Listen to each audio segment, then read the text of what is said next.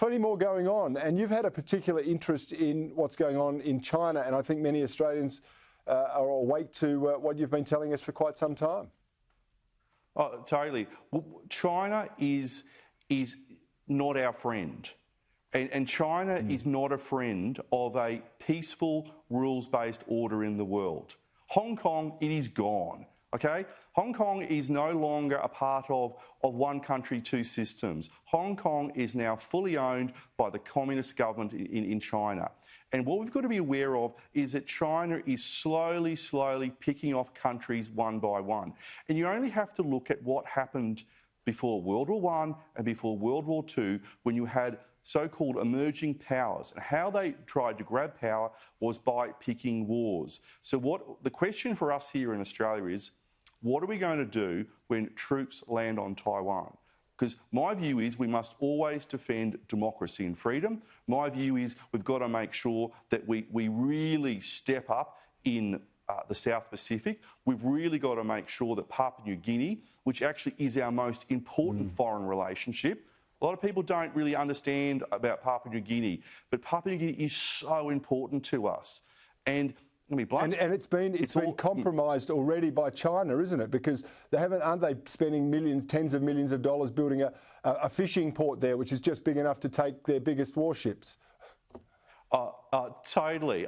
Yeah, what China are doing in Papua New Guinea is not what you call your classic foreign investment. It's what I would call your classic buying off a government and making sure that China gets that little bit closer to Australia. There is a reason why the son of the Prime Minister of the Solomons is going to university in Beijing. Now, he might have an interest in Chinese history or learning Mandarin, but the reason he's there is because he's been given a scholarship. I mean, they've played this game for thousands of years. They know exactly what they are doing in trying to build up influence across the Indo-Pacific. And it is a massive wake-up call. Because my view is economic war has all but been declared on this country. They've used COVID as an excuse, but you look what they've done to the wine industry, what they're doing to the beef industry, what they're doing to barley. They're slowly going through sector by sector, giving us a poke in the eyes and the poke in the ribs. And I think Australians are finally waking up to it, that China are not our friends. We should try and have a trading relationship with them, but they're not the friends of peace in the Indo-Pacific. That's exactly right. You can buy something from them, sell something from them, but you don't want to invite them home to meet the folks in regular people parlance. Now, speaking of who's not our friends anymore, Facebook. They've unfriended Australia. How's that played out in Canberra this week? Oh, it's played out pretty badly. And I don't know who was advising Facebook on this, but it's actually brought everybody together. And when I say everybody, not just people here in Canberra, I don't know if you're on Facebook, Cory, but I am. And I have watched the outrage from my friends and family who are so angry with Facebook at the moment about what they're doing. Because what it is, it's about bullying. It's about bullying Australia. It's about bullying the government of Australia. And this is what China is a bully. Facebook are using the tactics of China, and it's just not going to work. Because what's happened is the rest of the world are going, oh, hang on, what's going on down there in Australia? That Facebook are trying to cut off effectively the news sources that people get through their main social media platform. Facebook, this is a massive own goal for them. They've effectively not just unfriended Australia, they've unfriended the world, and they've probably unfriended themselves. Yeah, I agree with you. I think they've done enormous damage to themselves, and I hope people wake up. I closed my Facebook account, I closed my Twitter account, simply because if they're going to filter and censor people from talking mainstream politics because they don't like the politics, then I'll find another forum. Thank you very much.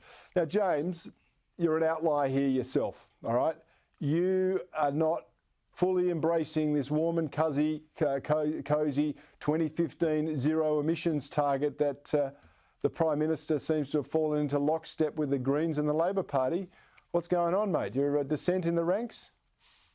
No, there's no dissent in the ranks. I'm a senator for Queensland. I'm always going to stand up for Queensland. And you'll find that lots of other MPs and senators from Queensland, I think, will have the same view as me. And my position is very simple, is that I will not support any targets or any plans for 2050 targets if it leads to one job loss in Queensland or hurts one business. So what I'm saying is bring forward your costed plans, bring forward what you want to do and how you're going to do it, and let's have a proper discussion about it. Because what we're seeing at the moment, it's classic bumper sticker economics. The left are saying, they've got a bumper sticker, zero emissions by 2050, and that all sounds great, and everybody sings Kumbaya, but you go, hang on, how are we going to power the electricity in this country? How are we going to power manufacturing in this country?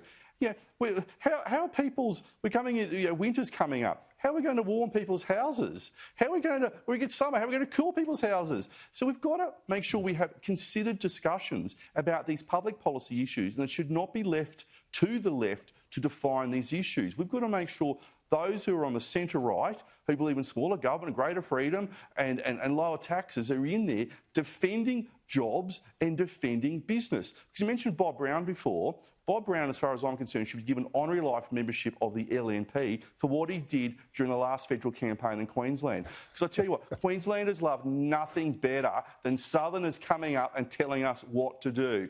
I mean, the cheek of that man, he got in a car, powered by petrol or diesel, and drove into Queensland and was telling us how to vote, but also what to do with our lives. He was as popular as a pork chop in a synagogue, and quite frankly, I want him to come back at the next federal election. Bob Brown, spend as much time in Queensland as possible, please. This is a message from the Liberal National Party. All right, that's given me a great segue into this, because you Queenslanders are fiercely parochial and you like to support each other, and you're talking about being popular in a pork chop. Well, the king of talking about himself, that's your Queensland mate, Kevin Rudd, finally got his day in the Senate today. He went on rant after rant about News Corp, as you probably would have expected. But I think it's important to look at some of our dear friends in the Greens and their questioning of News Corp's Executive Chairman, Michael Miller. Have a listen. Does Rupert Murdoch like picking winners? Does he ever go into the newsroom? Does News Corporation have an issue with women? Why do you think some politicians are fearful of Rupert Murdoch? Do you accept the assertion that News Corp makes or breaks prime ministers? Have you ever spoken to Rupert Murdoch about his political views? What is Rupert Murdoch's view on the science of climate change? What do you say to the assertion that there is an organised opposition between the Murdoch empire and the carbon lobby? Well, James, is that evidence that you don't need a triple-digit IQ to become a senator? Oh, well, maybe to become a Green senator, because they are sometimes 2 steps along the evolutionary chain from Moss, but and that senator is well renowned for her intellectual ability or lack thereof. But what is interesting is that the Greens have joined or are part of this giant conspiracy that's going on, that News Limited is governed by Rupert Murdoch, who's some sort of evil person who's trying to take over the world. And you go, hang on, seriously? News Limited is a private company. It is a company that's in the business of selling news. It is owned by shareholders.